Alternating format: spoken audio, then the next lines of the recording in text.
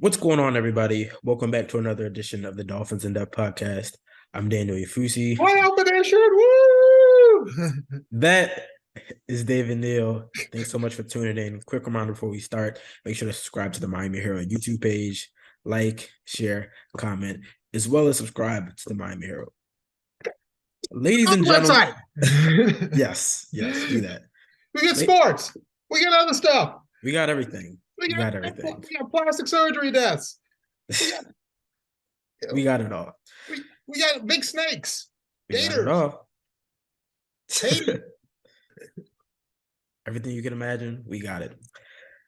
Ladies and gentlemen, the drought is over. At least one half of the drought. Slow down.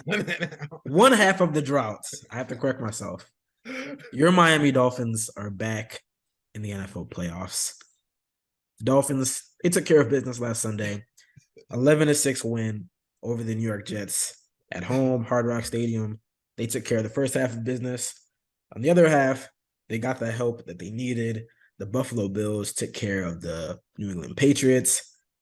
And the combination of those two outcomes pushed the Dolphins back into the playoffs for the first time since 2016. We haven't been able to talk about the Dolphins and the postseason for a long time, but that's what we're doing this week. You haven't been able to talk about it ever. Ever.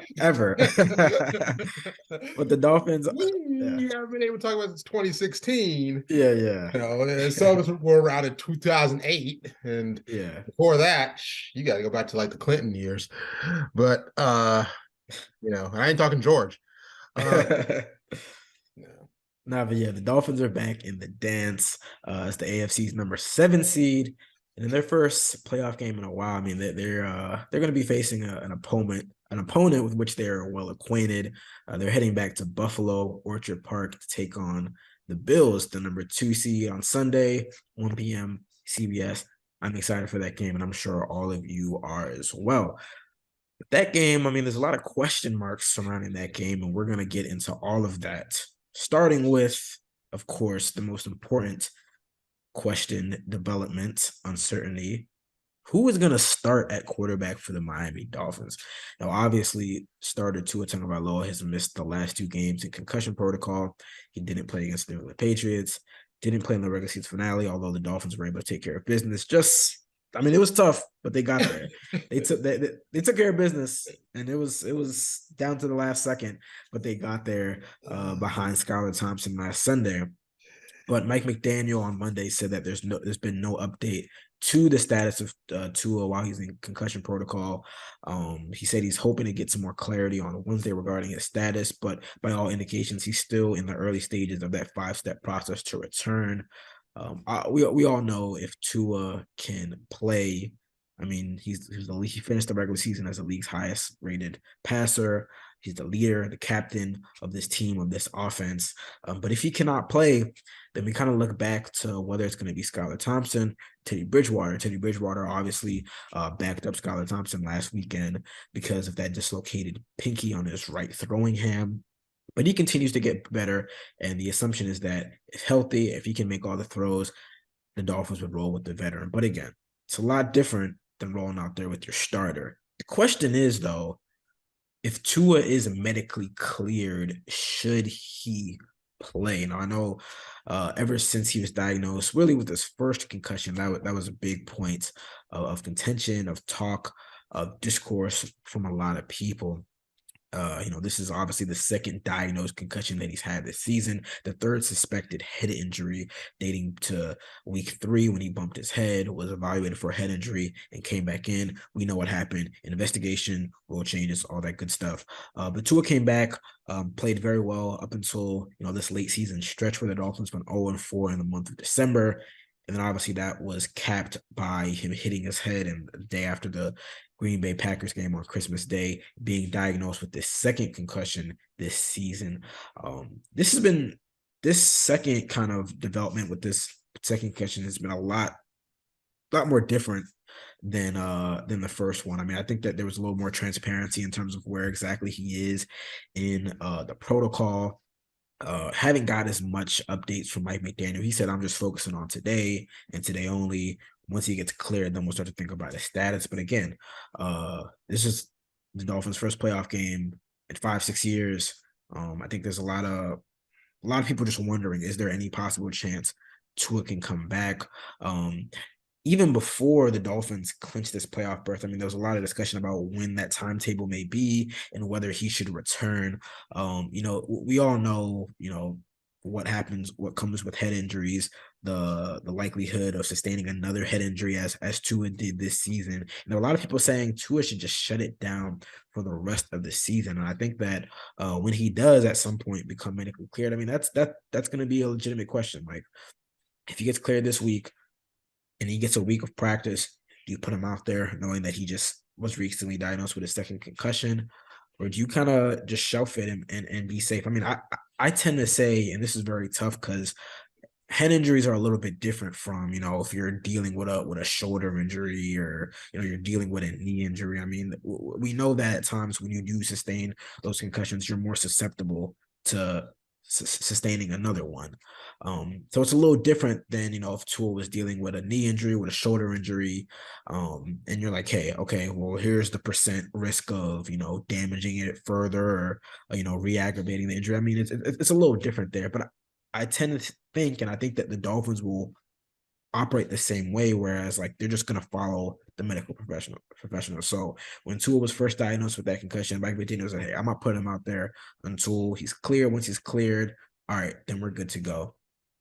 Even with the second concussion, I tend to say that you think the same way. And I might even going to the point of, well, this is a big playoff game, we got to rush him back. I'm simply saying, like, if he's cleared to play and he's good to go, and the medical professionals say, they give him, they check it off and he say he's good to go.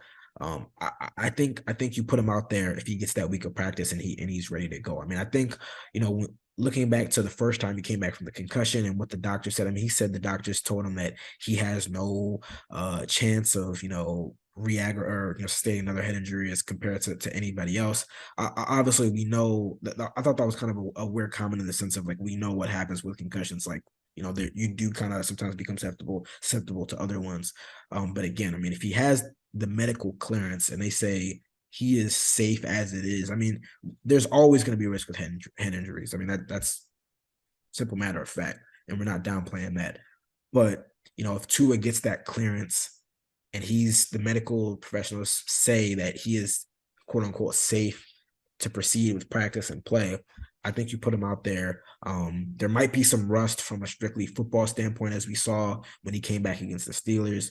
But again, I keep on saying, if he has the clearance, I say you go out there and you see how he looks throughout the week, and then you get him ready to play in a big playoff game. I mean, obviously, if he's medically cleared, then you see how he looks in practice, and if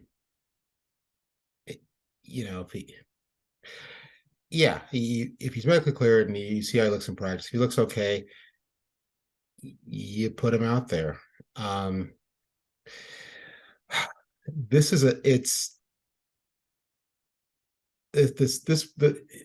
The Dolphins are in, and the Dolphins coaching staff is kind of in a no-win situation here.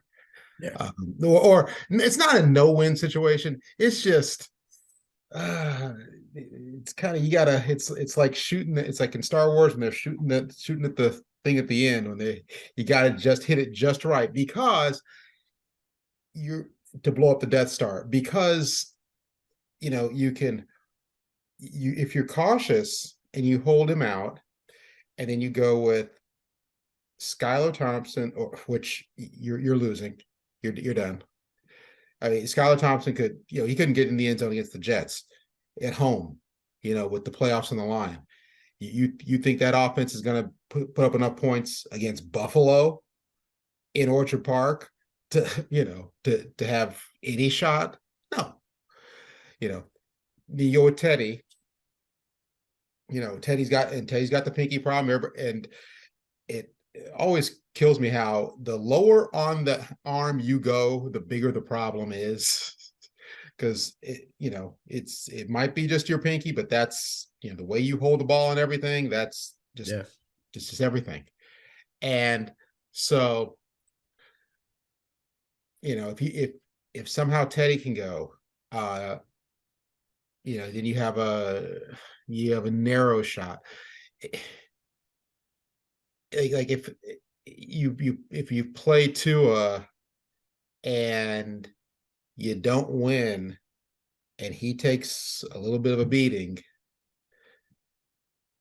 then everybody's kind of looking at you like, There's optics. There's certainly you really need to do that. yeah. And then, Yeah. but the other thing that happens if you play Tua and you win, then it looks like, okay, well, you believed in the you followed the doctors, you played by the rules, you did everything you were supposed to do, and you came out okay. Um, that's kind of that's the only way you kind of win this decision. Um,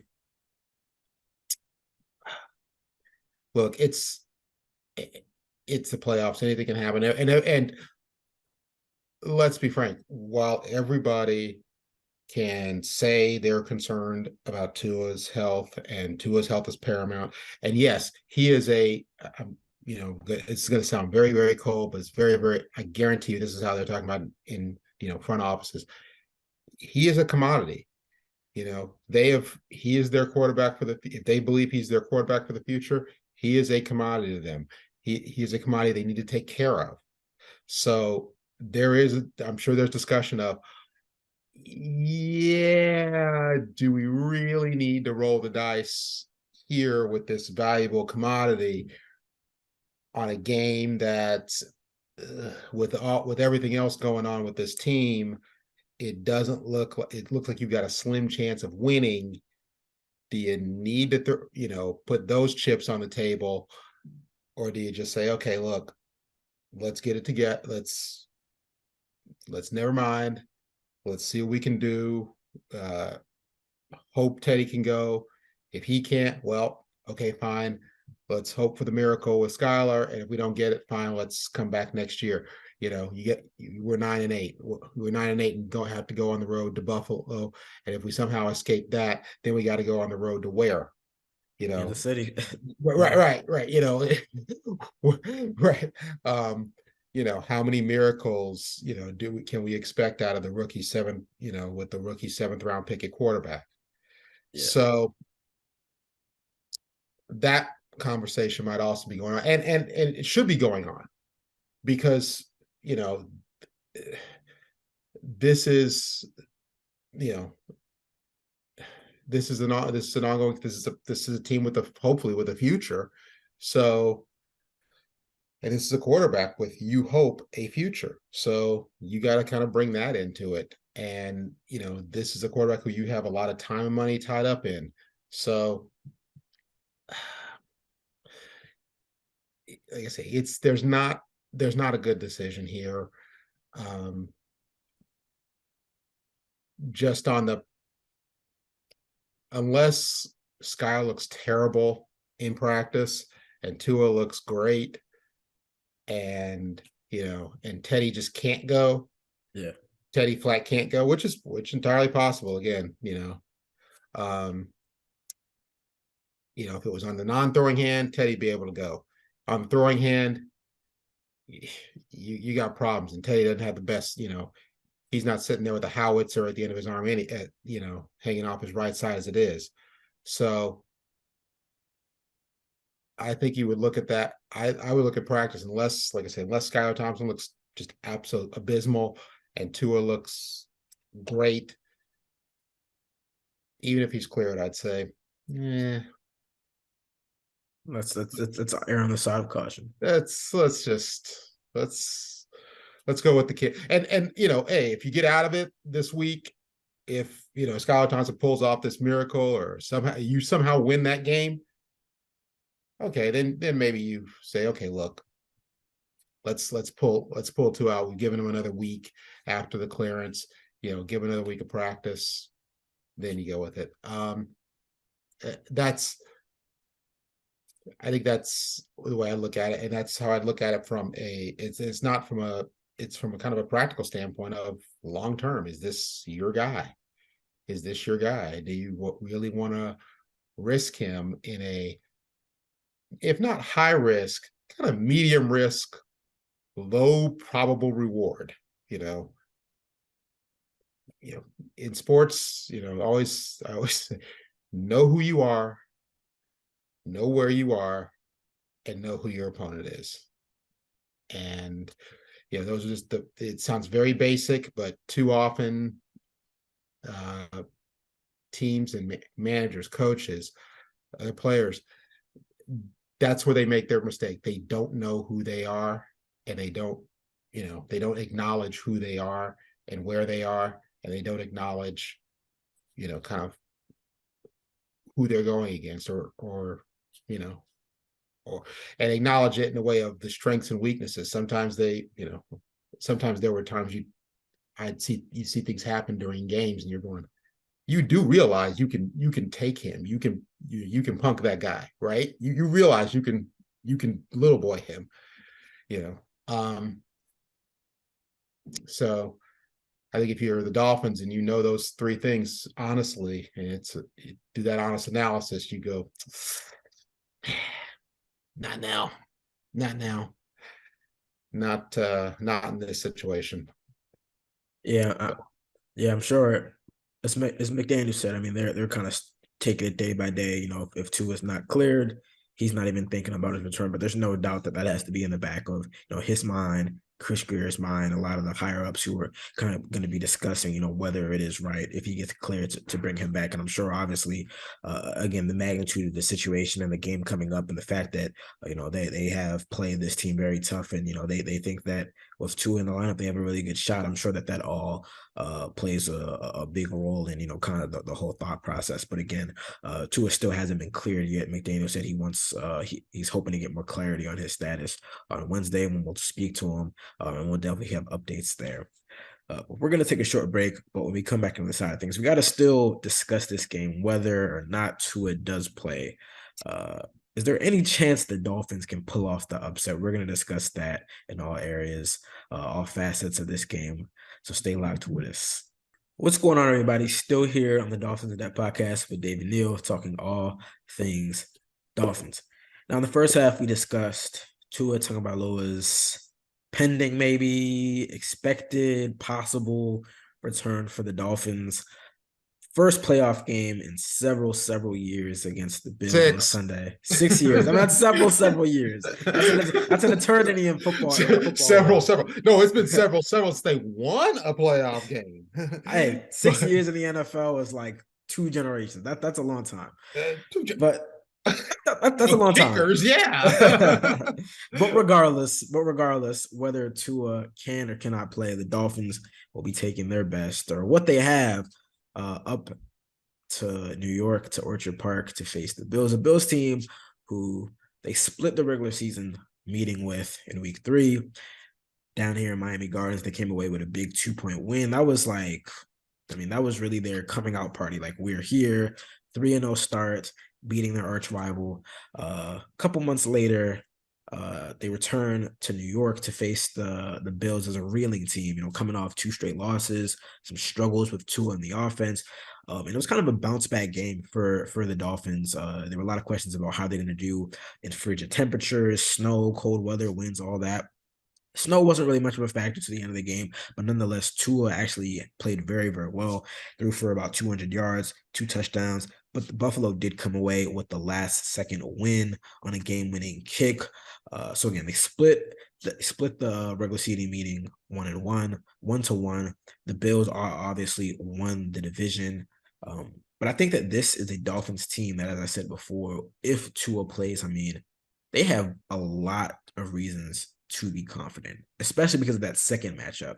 That was on the road, that was in, that type of, cold weather atmosphere that a lot of people questioned whether the Dolphins could thrive in. It was in the midst of kind of what would be kind of the worst stretch of the season for them. And they went toe to toe. I mean, they literally went blow for blow with the Bills. I don't want to say, like, I don't think too much of the first meeting, but it seemed like that was just such an anomaly with, the Bills running 90 plays, the Dolphins running like 39 or whatever it was. It was just and the fact that they only scored 19 points in that game. Now, obviously, you give credit to the Dolphins defense for stepping up, but we did see in that second meeting, when they possessed the ball, they went up and down the field and they scored at will, and it was one of those kind of back and forth games where we've always wondered, can Tua kind of thrive and go toe to toe with the elite quarterbacks? I think Tua answered a lot of questions in that game. Now, obviously, the concussion has kind of thrown a wrench in things. We still don't know if he's going to be available. But, and I say this is the big, if he can play, if he returns, I think the Dolphins have a really, really good shot to pull off the upset in a game where literally the entire, like, it's kind of, when teams say it's us against the world, that's literally what it's going to be, because obviously we know the Bills came into the season as the preseason favorite.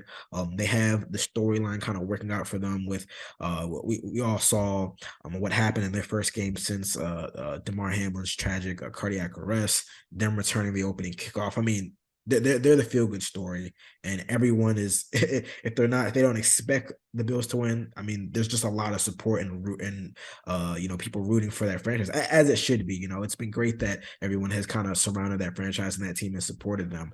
But this is a game where it's, it kind of epitomizes us against the world, because nobody's expecting them to win, especially if Tua doesn't play. But if Tua is there, and there might be some rust, I think we've seen that this is an offense that can make big plays against the Bills defense. Now, the big question is, what do you do with Josh Allen? And I don't know what you do with Josh Allen, because the Dolphins have seen him for 5 years now, and they've only been successful twice. Now, obviously, the most recent one was just a couple months ago in week 3. But I mean, he still got his numbers. I mean, he still threw for 400 yards, ran for about 50, threw a couple touchdowns. I mean, he's going to get his. And the big question for the Dolphins this week is, like, and really outside of Tua and the offense, the primary question is, like, how do you limit that offense? I'm not really sure how they do that, because, they've done it all. They play man, they play zone, they have a spy. It just seems like it doesn't matter, man. That's what happens when you face those elite caliber quarterbacks. I mean, it's never like stopping them. We just try to limit them. And again, if Tua can play, if somehow he can get into the lineup, I think that they can go blow to blow. And it's one of those things where, like, you either hope that you get the ball last in a late game situation, or you kind of hope that your defense can force a turnover. You get lucky. I mean, when you get to the playoffs, it's like momentum is everything. I mean, we always say there's no way to quantify momentum, but you know it when you see it. And a playoff game is one where, like, things can spiral very, very quickly in either direction if you get a lucky bounce. Like, if you get a muffed punt and you recover it, you get a lucky kind of fumble that bounces into your hands, and then the turnover margin turns in your favor. I mean, that type of stuff. I mean, the Dolphins are going to need that, frankly. Like, I don't. While I do think the Dolphins can go blow for blow with the Bills, I think in this type of high stakes environment where everyone's going to be on their P's and Q's, everyone's going to try to be on point, you do need a little bit of luck. You need that one turnover, that kind of mishap, that big play that kind of gets the momentum rolling. The Dolphins have been able to force some turnovers against Josh Allen. I mean, we saw in the first matchup, they got a strip sack that was deep in their territory. For video, just knocked over my laptop for people can't watch right now. That was the end of the last Spielberg movie, by the way. Seriously, but, it was. But okay. but spoiler alert. Yes. But in terms of forcing turnovers, they've been able to do it. We saw in week 3 they got a strip stack, recovered it, short touchdown run a couple plays later. Even in the second matchup, they were able to get a fumble recovery that I believe they turned into a field goal or something. They didn't turn into a touchdown, which I think you have to do. I mean, this is one of those games where, and I wrote about it in my film study, it's not a field position game. Like, I think last week against the Jets was a field position game where you have a quarterback, you have a third string quarterback, you have a struggling offense, and it's like, all right, if we punt and we pin you inside your 20, we're cool with that because we're confident in our defense to get a quick stop, and then we get the ball back in good field goal position. I mean, field position. This isn't that type of game. I think this is, especially if you have, because Josh Allen is going to get his. He's going to put up points. I mean, I don't think if the Dolphins limit the Bills offense to 19 points again with Skylar Thompson and Teddy Bridgewater. You're talking about a legit shot to win that game, but I don't think that's the case. I think that they're going to score close to 30, maybe even more points. I mean, we saw them put up 32 in the last meeting. So this is a game where McDaniel has shown a willingness to go for it on fourth down. I think sometimes, even if you do have maybe a 40-yard field goal or whatever, and you're facing 4th and 2, you go for it because you know the field goal is good, but the guy on the other side is scoring touchdowns, and you can't go blow for blow touchdowns with field goals. I mean, that's the math just isn't going to work there. I think it's a game where even if you have a backup in there, you got to kind of roll the dice a couple times and hope that you can turn those long drives into touchdowns instead of field goals, because it's a game where you're gonna have to put up some points. I think, yeah, but also you have to feel the flow of the game. Exactly. That's true. That's feel true. the flow, and that's something that I think. You don't just look at the analytics. You don't just look at the right. analytics sheet and go, okay, we're gonna go for it. You got to have a feel, of course. I am one of these people who always believes if you start the game and you get a touchdown early, touchdown first drive, let's say, and you're rolling down, you walk down the field again, and you're in field goal range, and you got a 4th and short, but you're in a chip shot field goal. I'm one of those people who says take the chip shot field goal, because they don't know that they can stop you yet. They still don't know they can stop you. If they stop you on 4th and 1, you're like, okay, well, we got them pinned up. Yeah, but they know they can stop you from scoring. If you kick the field goal, they don't know they can stop you. They still don't think that. They're still thinking, daggone, okay, at least we got them to a field goal. All right. The momentum kind of swings their favor if they get a stop on 4th down. Right. Which I always go back to the game that I always think of, Texas and USC back in the Rose Bowl, the Vince Young game. USC rolls the touchdown. Okay, and Texas isn't doing anything. USC walks down the field again, and 4th down, they went for it. Okay, they made a really predictable quarterback sneak call. Texas packed in like everybody between Austin to Dallas in between the guards and stopped them. And then the game kind of swung right there. And you see that happen a lot, I think. But hey, feel the game. And that was something that I'm not sure they were doing really well the other day, at least early. That going for that 4th and 5, I was like, I didn't mind that. That was dumb. I didn't mind it. I didn't mind it. They were in the same spot. I wanted to drug test everybody right there. Hold up. They were in the same spot a couple drives later. I don't remember exactly what the score was. And instead of passing it, they did a sweep. So I believe it was Wilson, and they got it, and nobody said anything. They got it with Jeff Wilson. Okay, but early on, they had not done jack. Not done jack. This was clearly going to be a field position game. Nobody's doing anything. Punt it, get it deep. They got bailed out because Zuerlein missed the field goal at the other end. Okay, but so you can play the result a little bit, but you didn't have much to do with that result that came out well for you. Zuerlein missed the field goal. You didn't make him miss the field goal. So you should have. That was an obvious punt it, get it deep, pin them deep. Then you play the field position game. This is obviously probably not going to be that kind of game. And when you get a turnover, yeah, you got to stick that bat. Now that is say you get a turnover, really got to stick that bad boy in the end zone, even if it's you got 3rd and 15 and you're on the 25. Okay, you got to try to get that first down.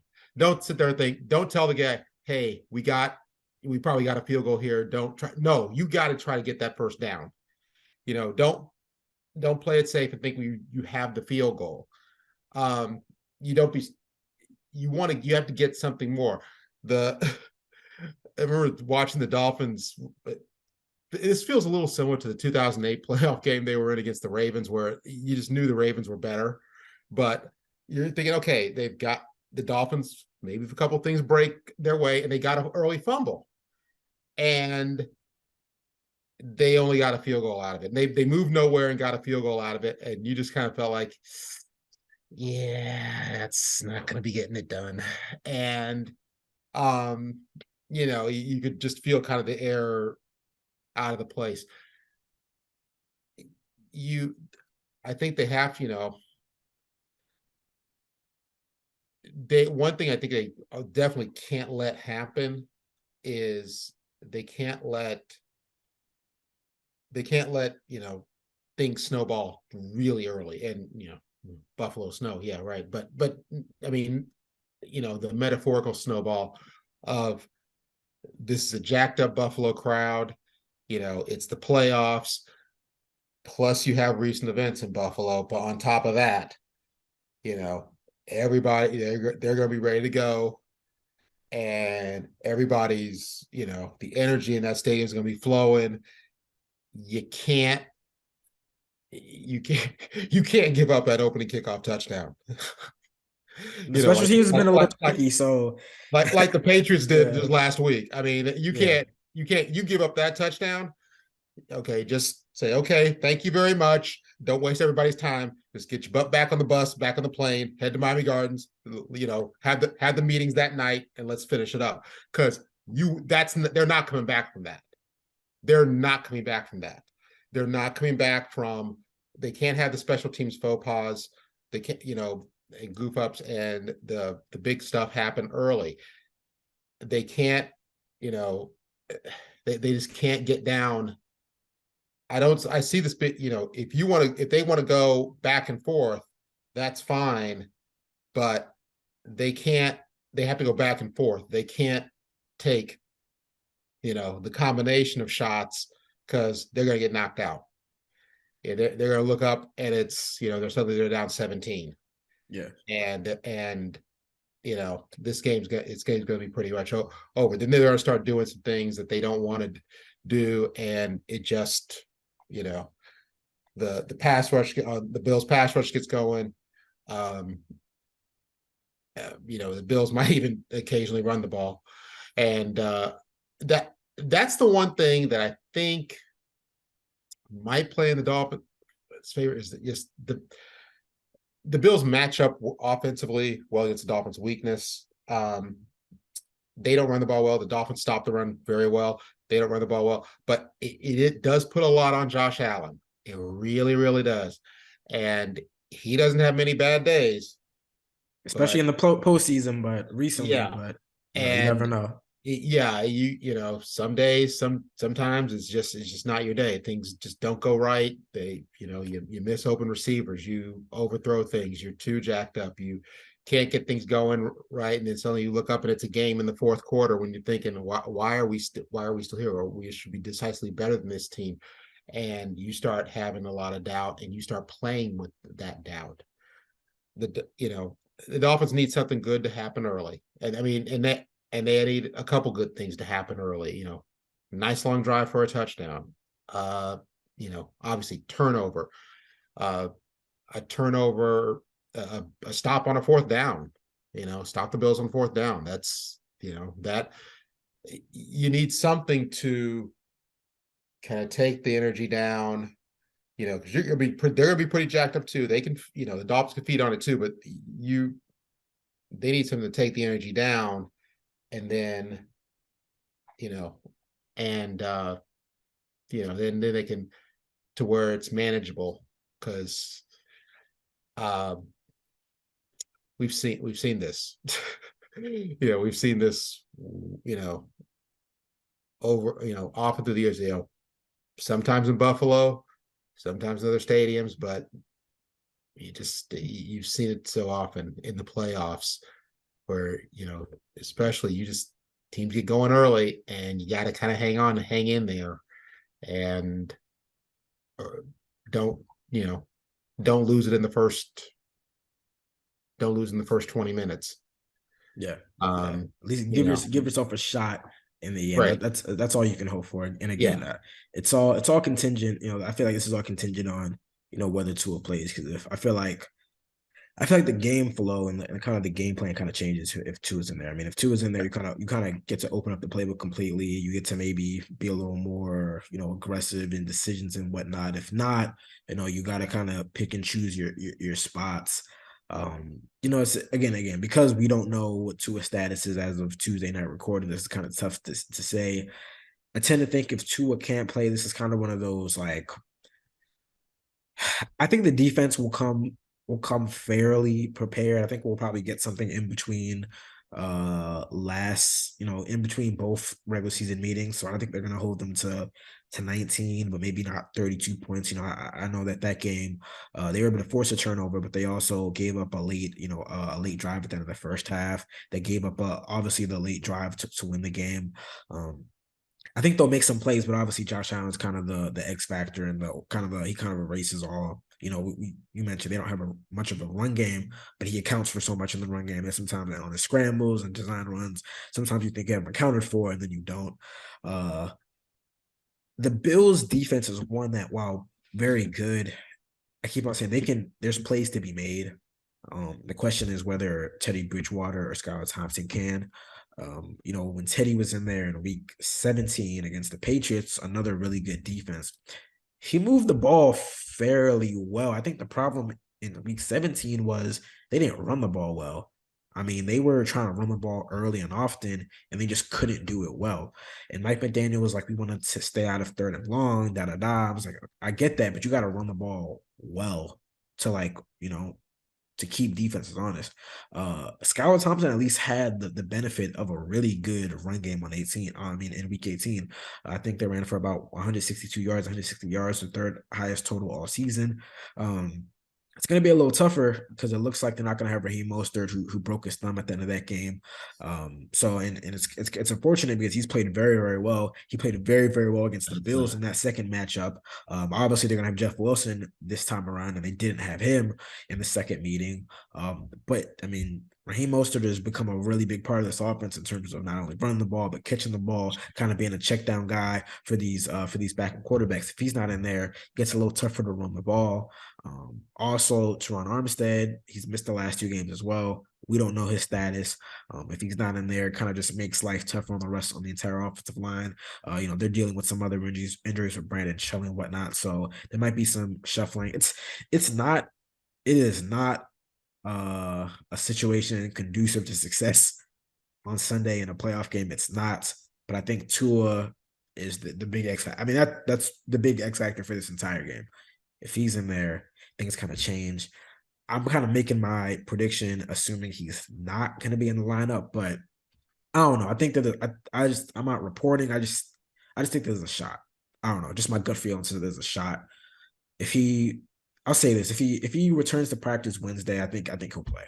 That's my guess. If he's cleared to return to practice, whether it's just kind of, because I know stage 4, so you got to work. You can return to practice, but you only work by yourself with the trainer regardless. I'm assuming he'll be in the meetings and whatnot, as he kind of has been.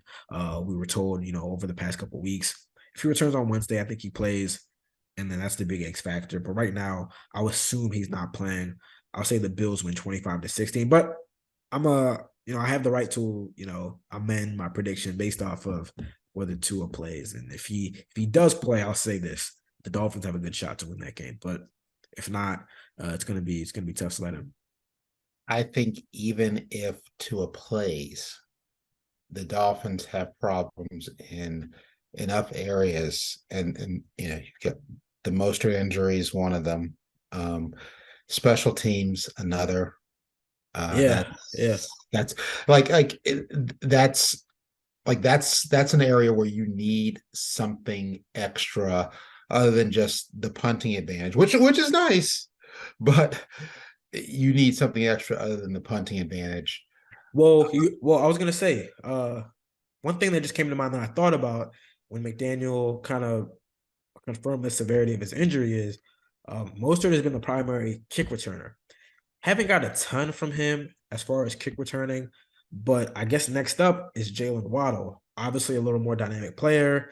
Is there a possibility that they put him back there for the playoff game, maybe you get a little bit more out of kick returns? I don't know. I'm thinking more coverage. Yeah. They gotta stop the other guy too.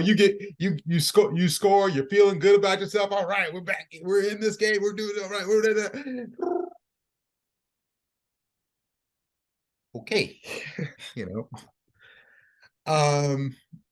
Which we've seen this from the Dolphins end, and we've seen it from Buffalo, and that's not a good matchup right there. And So I don't, could the Dolphins pull this off? Yeah. There have been a lot of unlikely playoff upsets through the years, and even especially in the early rounds. Um, I don't, so could it happen? Sure. Will it happen? I don't like the matchup at all. Even if Tua plays, uh, I like I the think matchup. this is. I I like think the this matchup is. on offense. I like the matchup on Yeah, offense. yeah. I don't. Not. Not defense, but on I don't offense, I know. like it. I don't know if they get out of the blocks fast enough. This again, I'm being an old guy, but I'm flashing back to like Jim Kelly, and Andre Reed running up and down the field with Lewis Oliver chasing Andre Reed in the snow as they're just running up and down the field on the Dolphins. And Marino put up a lot of points, but they got down they got down like 17 or by 2 or 3 scores early, and it didn't matter that the Dolphins scored 34 points. Buffalo had like 44 already, so. It feels a little bit like that. Like I can see Buffalo coming out and Miami finding themselves in the wind tunnel, and then by the time everything stops and looks up, it's 24/7 or something like that, or 20-3, and like I said, I don't like this matchup. I'm gonna go 30. Even if Tua plays, I'm going to say 38-24 Buffalo. If we get Skylar Thompson or Teddy Bridgewater, I mean, no. It's We're not even getting a score prediction on that. Just no. Just we're no. not even gonna put up we're not even gonna put. I mean, it's not gonna be like Georgia TCU, but it's not Oof, that was bad. it's not gonna be we'll be we'll be talking about pizza toppings by the second half. Um, so yeah, I don't think the Dolphins are going to get what they need to pull off the upset, even in any circumstance. But is there a shot? Oh yeah, oh yeah. There's definitely a shot. Just because Like Dumb and Dumber. it So could you're saying happen. there's a chance. Yeah, every team in the playoffs has a puncher's chance. You know, um, there's Josh Allen can have a bad day. Their defense can have a bad day. The Dolphins have big players that just weird things can happen. It's Devin Singletary. I don't even know what his fumble stats are, but he might fumble the ball 2 or 3 times. Who knows? Who knows? These things like that can happen. Things like that have happened.